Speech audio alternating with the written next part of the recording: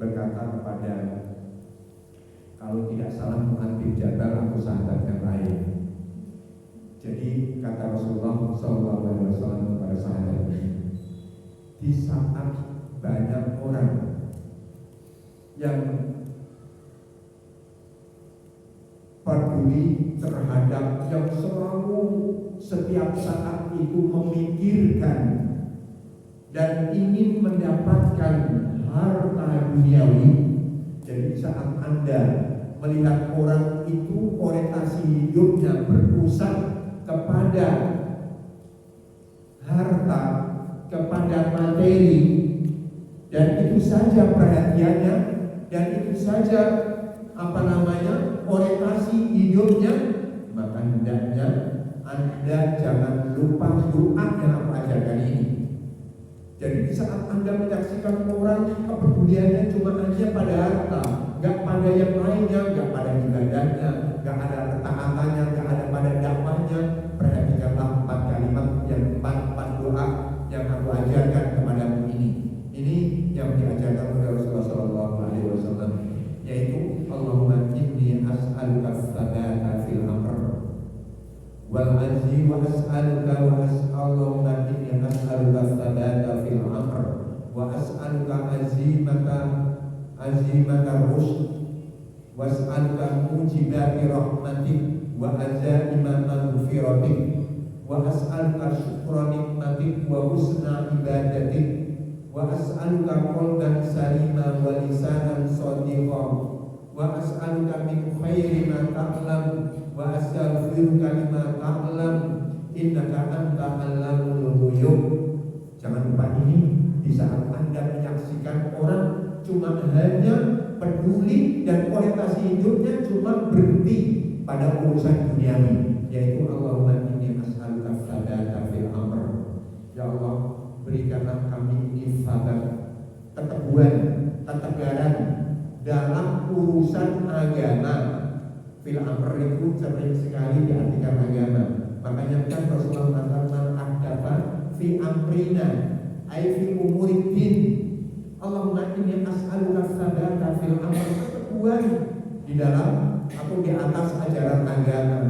Wal azimata ala rusdi, ya Allah aku memohon kepadamu azimah, kesungguhan ala rusdi, di atas petunjukmu. Nah, ini sampai akhir doa itu yang diajarkan oleh Rasulullah SAW. Maksudnya memang berat kan kadang-kadang dalam hidup melihat orang-orang yang ada di sekelilingnya itu berhasil dalam urusan duniawi. Kadang-kadang ini akan bisa mempengaruhi orientasi kehidupan. Tapi Rasulullah jangan kagum, jangan heran. Engkau melihat orang yang berhasil dari sisi ini, ada sesuatu hal yang penting ketika Anda belum sampai berhasil seperti mereka. Ada hal yang penting yang harus kamu perhatikan. Memang itu semuanya penting sebagai wasilah ibadah, itu materi harta. Tapi yang tak kalah pentingnya, jangan sampai Anda tertipu dengan kesuksesan mereka. Itu adalah as-sabata fil amr, yaitu keteguhan dalam urusan agama. Jadi ternyata untuk bisa tegar dan tangguh terus di atas agama itu kiat yang pertama memohon. Karena kalau kita sudah mau memohon saja, doa saja, itu kita memiliki perhatian yang besar yang terhadap ketaatan ini, keteguhan dalam ketaatan ini. Kalau berdoa, tapi kalau sudah tidak pernah berpikir, berarti masalah ketaatan dan keistiqomahan dalam ketaatan ini tidak bagian dari kehidupan kita. Makanya kalau kita jadikan sebagai doa, berarti ini permasalahan penting, yang tidak permasalahan kecil, permasalahan ringan. Jadi al-isti'anah billah. Kemudian yang kedua adalah al-ibti'ad 'anil dzunub wal ma'asi. Al-ibti'ad 'anil dzunub wal ma'asi artinya menjauhi dosa, wal ma'asi dan menjauhi kemaksiatan. Dikatakan oleh para ulama yang dari al-abdi an yakhafa min muqarafati al-dzunub wal ma'asi wa yujahid nafsahu fi tarkiha li'anna hunaka silatan wathiqatan baina muwaqa'ati dzunub wa tarki at-ta'at wa adami tsabat 'alaiha. Nah, dikatakan Ibnu Qayyim mengatakan fa innahu in waqa'a adzab sulibat halawatu at-ta'at wal qurb wa waqa'a fil wahsyah. Jadi ternyata melakukan satu pelanggaran batasan-batasan Allah itu dilanggar, artinya berbuat dosa dan berbuat maksiat, itu memiliki hubungan yang erat. Jadi dikatakan memiliki hubungan yang erat. Berbuat kemaksiatan dengan ketegaran di atas ketaatan itu memiliki hubungan yang erat di sini. Jadi dikatakan bahwasanya wasiqatan bima waqa'ati dzunub wa ta'at wa sabat 'alaiha. Artinya ketika seseorang itu terjatuh misalnya dalam berbuat dosa, itu hubungannya apa? Hubungannya pasti dia akan meninggalkan ketaatan. Jadi begitu dia memperbanyak dosa, berarti potensi untuk meninggalkan ketaatan itu semakin besar. Jadi terus gitu. Jadi ketaatan ini itu bisa menjauh kemaksiatan ini itu bisa menjauhkan seseorang dari ketaatan kepada Allah Subhanahu wa taala. Maka semakin banyak itu dosanya, maka akan semakin jauh dia itu dari ketaatan kepada Allah Subhanahu wa taala. Minimal kalaulah masih melakukan ketaatan, itu dikatakan oleh Imam Ibnu Qayyim, itu ketaatannya yang dilakukan setelah berbuat kemaksiatan itu akan hilang halawahnya, kekhusyukannya. Jadi rasa lezat taat dan amal kebaikannya itu diambil. Mungkin semacam hanya pergerakan tubuh saja, yang ada rasa, yang ada lezat dan manisnya ibadah yang dia lakukan. Tidak ada kekhusyukan yang dia lakukan, walaupun dia melakukan amal-amal baik lantaran maksiat. Makanya Ibnu Qayyim mengatakan dosa itu, misalnya ya, ada orang kok banyak maksiatnya tapi tetap jaga banyak melakukan ketaatan-ketaatan. Kata Ibnu Qayyim, jangan terpengaruh Anda. Orang berbuat dosa tapi ternyata dia pun juga masih rajin berbuat kebaikan. Kata Ibnu Qayyim, kebaikan-kebaikan yang dilakukan, ketaatan-ketaatan yang dilakukan itu dicabut rasanya oleh Allah Subhanahu wa taala. Kekhusyukannya itu diambil oleh Allah. Karena kalau kekhusyukannya itu ada, maka ketaatan itu akan menghadirkan energi untuk melakukan ketaatan yang lain. Tidak, dan dia akan bisa semakin menjauh. Kok bisa dia berbuat baik, tapi dari satu sisi dia akan berbuat buruk dalam waktu yang sama. Jadi ini berarti nggak ada pengaruhnya ibadahnya itu.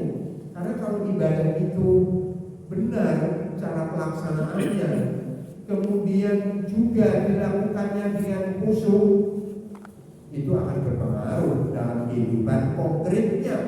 Makanya Allah berfirman, inna sholata tanha 'anil fahsya'i wal munkar. Karena sholat kalau dilakukan dengan baik itu akan menghadirkan energi, sehingga dengan energi itu dia sudah tidak balik lagi kepada perbuatan yang keji dan perbuatan yang munkar, karena ada energi yang didapatkan dari ketaatan. Tapi kalau orang banyak maksiat kemudian melakukan ketaatan, itu termasuk dari ketaatan-ketaatannya itu dicabut oleh Allah rasa lezat dan manisnya, kekhusyukannya diambil oleh Allah Subhanahu wa taala, sehingga cuma hanya rangka luarnya saja, substansi daripada ibadah itu tak bisa diraihnya. Nah ini dikatakan jadi memiliki hubungan yang erat sebenarnya antara ketaatan dengan kemaksiatan. Hubungannya, orang berbuat maksiat maka akan semakin menjauh untuk berbuat ketaatan. Kemudian di antara wasilah yang untuk menjaga keistiqomahan ini al-hadr minal ujub, artinya waspada dari ujub wal ghurur, dari waspada dari ujub itu kan apa ya, menceritakan amal kebaikan kepada orang lain, ujub, atau al-ghurur artinya GR itu singkatan dari gurur, id dan roh.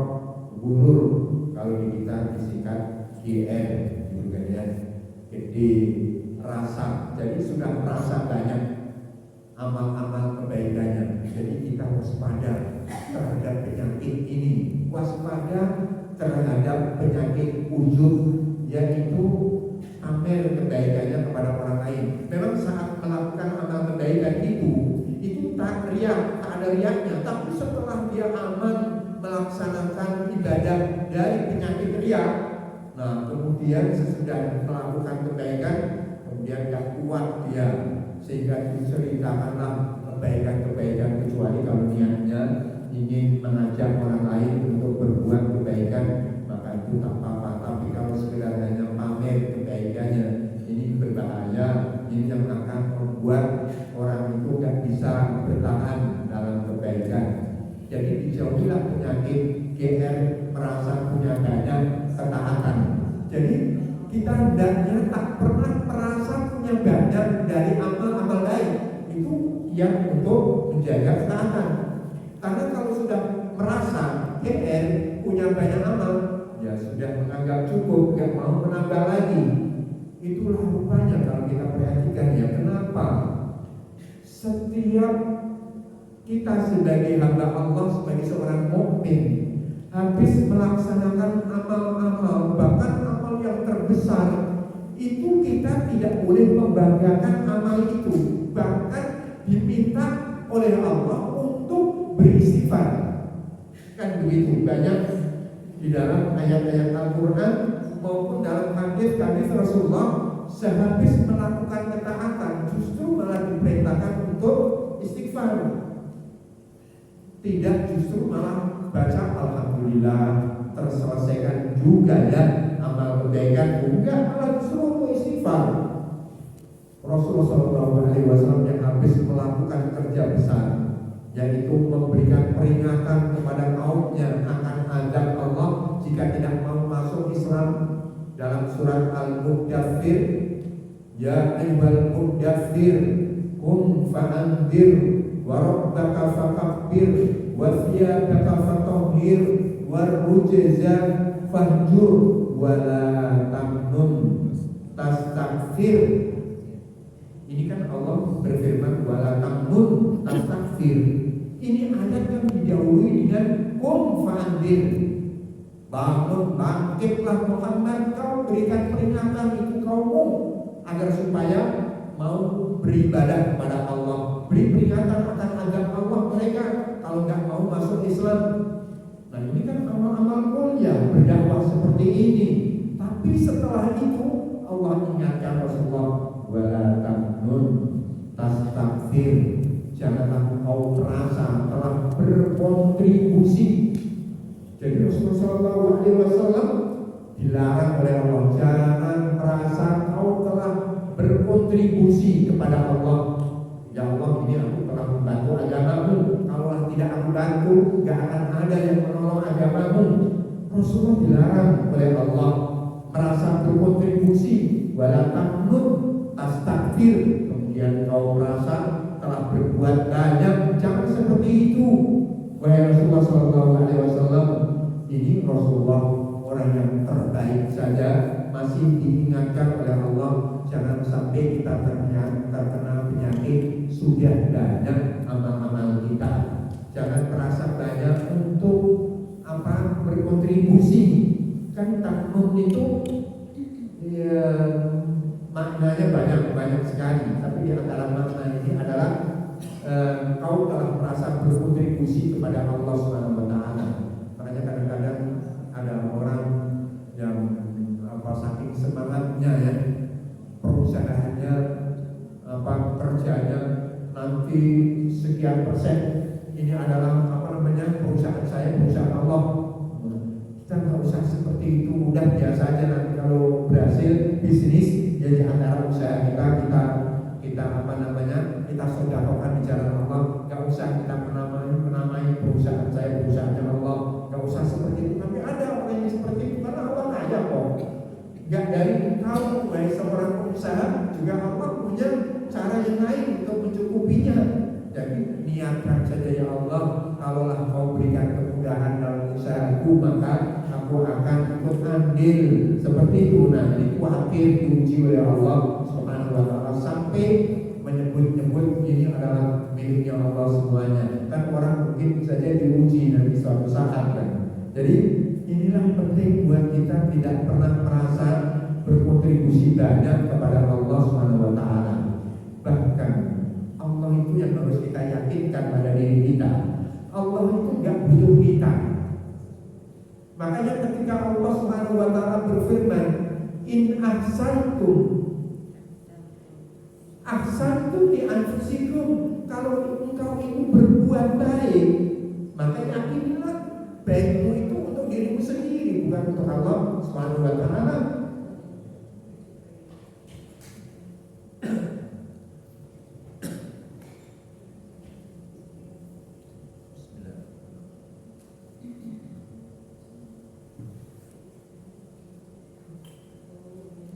Jadi Allah itu tidak akan merasa rugi kalau kita berbuat baik. Hakikatnya kebaikan itu bukan untuk Allah, tapi untuk diri kita. Karena Allah itu waliyun anil alamin.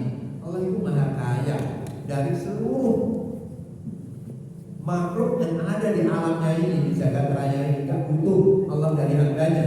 Bahkan dalam sebuah hadis qudsi itu, lau kana awwalukum wa akhirukum wa jinnakum wa insakum ala sa'idin wahidin summa sa'ala kullu wahidin minhum mas'alatahu fa'a'taituhu mas'alatahu ma naqasa dzalika min mulki syai'an.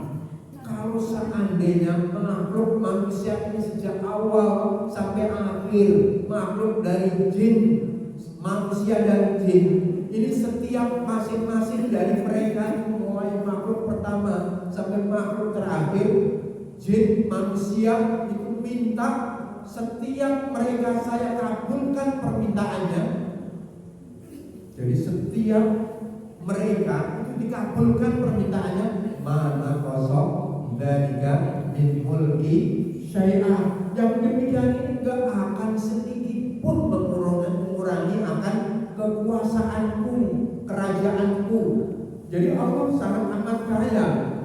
Jadi kalau kita ini berbuat kebaikan kayak apapun saja, memohon apapun saja kepada Allah dan Allah mengabulkannya, enggak mengurangi sedikit pun akan kekuasaan Allah Subhanahu wa Ta'ala. Ini penyakit jangan sampai terkena penyakit gurur, sudah merasa banyak.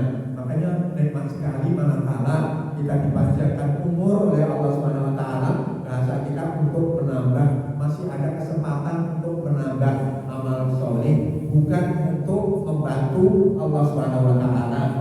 Jadi kadang-kadang Allah Subhanahu wa Ta'ala itu menghormati kita. Itu adalah intan surullaha yang suruh. Kalau kamu mau menolong Allah, itu pada hakikatnya Allah menghargai kita aja sebagai manusia. Dan Rasulullah SAW itu bahkan diingatkan juga sesudahnya Fathu Mekah pada sesudahnya perang Fathu Mekah. Jadi ini kan satu kemenangan yang luar biasa. Kalau boleh kita katakan itu puncak kemenangan dakwahnya Rasulullah SAW itu di saat bisa menaklukkan kota Mekah yang dulu Islam mulai tumbuh pertama kalinya di Mekah. Pada akhir-akhirnya diusir semuanya orang Islam, tapi ternyata pada tahun ke-8 Hijriah, jadi tidak lama setelah hijrah, cuma 8 tahun yang dibutuhkan oleh Rasulullah, akhirnya Islam bisa kembali masuk ke Mekah dan menaklukkan penduduknya. Sehingga yang terjadi, orang-orang Mekah masuk ke dalam Islam secara berbondong-bondong. Kalau dulu seluruhnya menolaknya, cuma hanya berapa persen dari penduduk Mekah yang menerima dakwah Rasulullah. dan sahabat-sahabat yang lain diusirnya. Tapi cuma hanya berjalan 8 tahun, datang Rasulullah bersama pasukannya ditaklukkan. Bahkan dalam sebuah ayat, idza jaa nasrullah wal fath wa ra'aitan nasa yadkhuluna fi dinillahi afwaja fasabbih bihamdi rabbik wastaghfir innahu kana tawwaba. Ketika datang pertolongan Allah, wal fatah, ini Fathu Mekah, wa ra'aitan nas, dan kamu lihat wahai Muhammad orang-orang Mekah masuk ke dalam agama Islam secara afwajan, berbondong-bondong. Allah memerintahkan apa? Fasabbih, sucikan Allah. Jangan sucikan kerjamu, jangan sucikan jihadmu, jangan sucikan kerja-kerja besarmu, perjuanganmu, tapi sucikan Allah. Karena ini semuanya karena pertolongannya Allah, bukan karena kerjamu, bukan karena potensi yang kamu miliki, tapi ini adalah pertolongannya Allah. Kalau dibandingkan kekuatanmu dengan mereka, belum sepadan, gak layak untuk berhadapan dengan mereka. Tapi ini tidak serta-merta karena perjuangan, tetapi betul-betul karena pertolongan Allah. Sucikanlah Allah, wastaghfir, dan mohonlah ampun kepada Allah. Barangkali persiapanmu itu belum memadai, masih banyak kekurangan-kekurangan yang kamu lakukan ya Muhammad dan para sahabat-sahabatmu, tapi sudah aku berikan itu pertolonganku. Maka istighfarlah kita kepada Allah Subhanahu wa taala. Jadi kita tak diperbolehkan untuk wujud, sudah merasa banyak, makanya sehabis sholat kita itu istighfar. Istighfarnya dari melakukan sholat, bukan dari dosa yang kita lakukan saja, tapi istighfar yang kita baca sehabis sholat itu dalam rangka untuk memohon ampun kepada Allah dari kekurangan-kekurangan yang kita lakukan saat sholat, dan tentunya ya dosa-dosa yang lain. Karena mungkin saja kan sholat kita yang kita lakukan itu masih banyak yang kurang, masih banyak yang salah, kurang sempurna. Makanya kita istighfar, mudah-mudahan ya Allah, dengan sholat saya yang seperti ini Kau terima, Kau ampuni kesalahanku yang aku lakukan setelah saya melakukan sholat. Jadi sholat seperti itulah Allah Subhanahu wa taala mengingatkan kepada kita. Ini adalah wasilah-wasilah untuk bisa sampai di jalan Allah Subhanahu wa taala. Ini banyak sudah sampai mendengarkan. Yang belakang sudah sampai.